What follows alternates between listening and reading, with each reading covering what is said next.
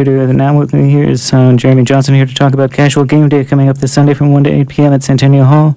Jeremy, thank you very much for coming down to the station today. Oh, I'm glad to be here. So first of all, what is a gamer? A gamer would represent anyone that plays any kind of game, I suppose. But my particular market is the niche market of tabletop games, and maybe in the future there'll be something else, but for right now we're focusing on tabletop games. And I'm assuming the tabletop games are played on top of a table. Absolutely, absolutely. There's various different kinds. For instance, you've played maybe Monopoly or something like that. That's clearly a tabletop game. It's a different sort of game. The kind of games that I'm focusing in on are strategic games, usually. Something that involves the element of taking either units in mass and placing them on a tabletop in a presentation of a similar thing to a combat mock-up, or something like a role-playing game where you have everybody taking on a character for the day or for a while. About how many gamers do you think are in Juneau? I'm estimating around maybe 400 or 500 altogether, spanning multiple age groups. Like maybe my friend who's, I think he's 60 now, he plays in our gaming group, and I've got a member who I think is 19 in our same gaming group, so we really span the range. What are the most popular games that are played here in Juneau that you're aware of? Oh, the ones I'm most aware of are Games Workshop games, or like Warhammer 40K. That's the one where you have big armies. Dungeons and Dragons, I know some people that play with the 4th edition version. Other D20 games like Pathfinder, and maybe a couple of GURPS players. That's generic universal role-playing system, GURPS. And then I know that there's also some what we call White Wolf gamers out there. They play things like Exalted, Vampire the Masquerade, and things along those lines. Other sorts of tabletop games involve, there's a few people that play real war strategy games that are basically like air pilots, doing a large versus with lots of air combat, like planes and helicopters and things of that nature. And then you can have genres based on what era of war you want to represent, like the Korean War or World War II. There's even a musket-based warring set that you can have. It's really, It's grown a lot since the Monopoly game that I used to play when I was growing up. Yeah, there's lots of room. What's the evolution of today's gaming industry? Well, originally there was a fellow by the name of Gary Gygax. He invented a thing called Dungeons and Dragons, and then they started a company, Tactical Strategic Resources, I think, which is TSR, and then it was founded a thing called Judges Guild, and then from that they evolved further tactical games. At the same time, you've got like Milton Bradley and those sorts of games still producing things like Risk and the stones-based games like Othello and stuff like that.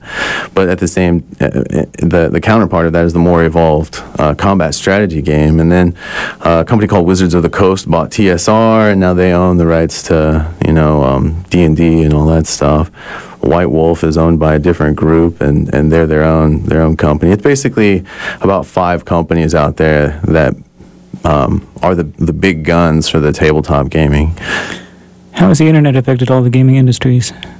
Oh, the internet has played a really interesting role. In the beginning, it would be maybe text-based games that came out where people were describing rooms and then describing interactions with other players, just very simply. But then it became command-oriented. But now they'll have an evolved bulletin board system. For instance, I know one fellow, Fred, that actually has a diorama representation. He'll take a picture of an awesome scene, and he'll be working through a bulletin board system with his gaming group that does like a day-by-day turns or something like that, and minor events like that. And then, you know, there's also the massive multiplayer online role-playing games that evolved directly from other role-playing games. Things like World of Warcraft, I guess ElfQuest. I can't not mention Skyrim, even though it's one player, I suppose, you know. But, you know, the internet has really allowed people to remain in contact, you know, to have access to resources that we just didn't have before, especially with the release of the open gaming license for the D20 system. They basically said all these books that are in print now, we don't mind you using all the rules from it, and so they just released it for free. So now anybody can start their own at-home game, even with their kids and the parents. I know one group of gamers that was just an in-house gamer group, and they played D&D 4th edition because it's got more clear-cut rules, easier for kids to adapt to. For some of my listeners who aren't aware of Dungeons & Dragons, can you briefly go over it, please? Oh, sure. It's more quest and hero based.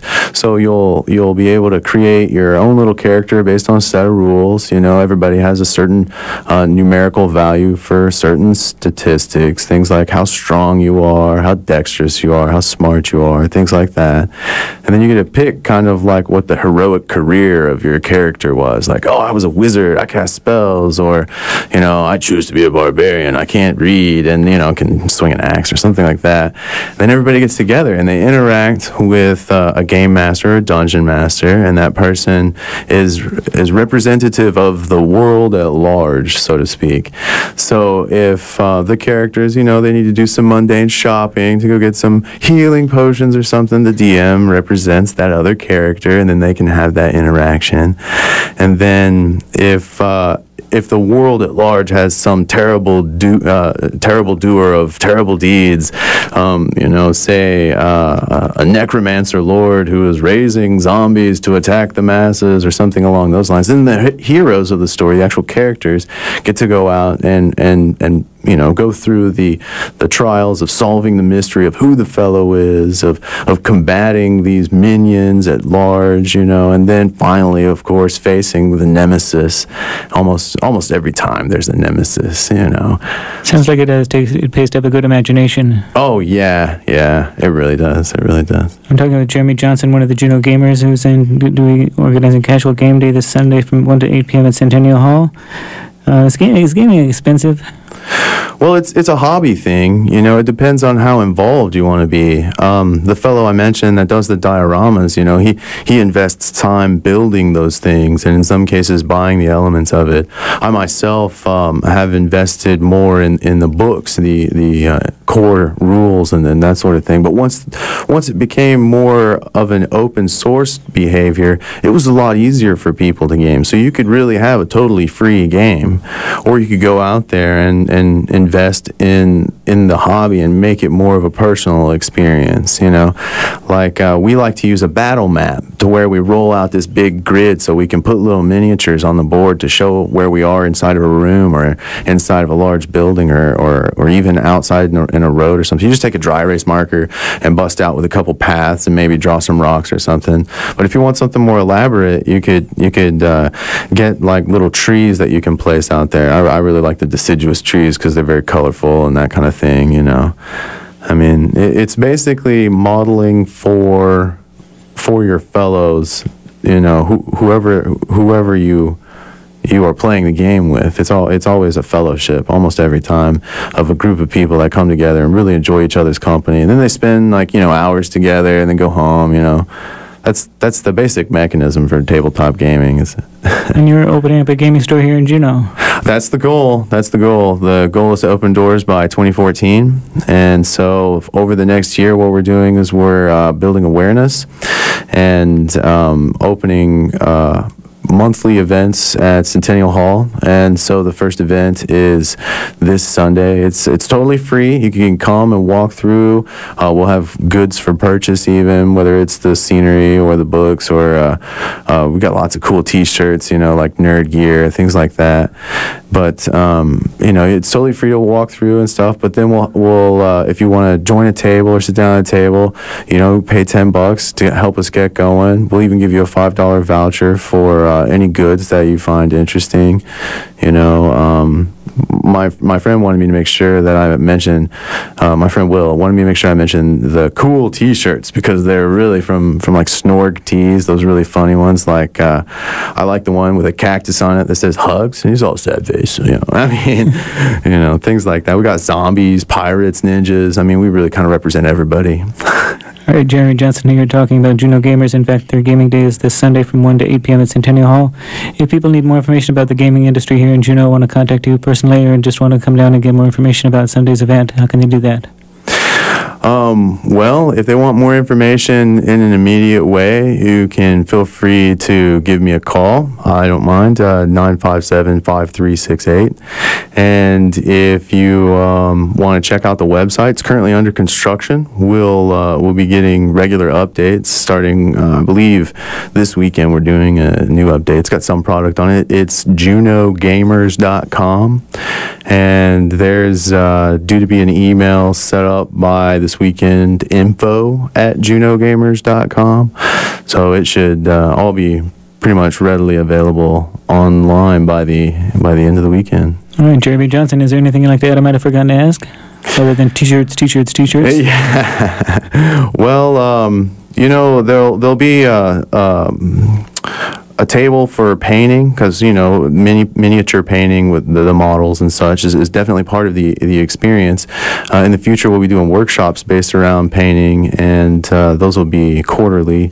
But there'll be a painting table open. We have the Reaper Miniatures series of pro paints. They're a water-based acrylic, I believe, so that way they're water soluble. You can dilute them with water, and they're less troublesome to deal with if you have to clean them, basically.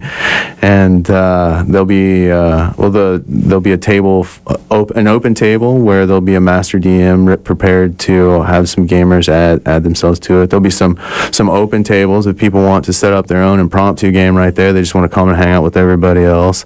There's even going to be a war table set up for anyone that likes the Games Workshop or the big combat tables. I think that's pretty much the coolest part is that we're trying to bring the fellowship of gamers together. All right, Jeremy Johnson, good luck with your games.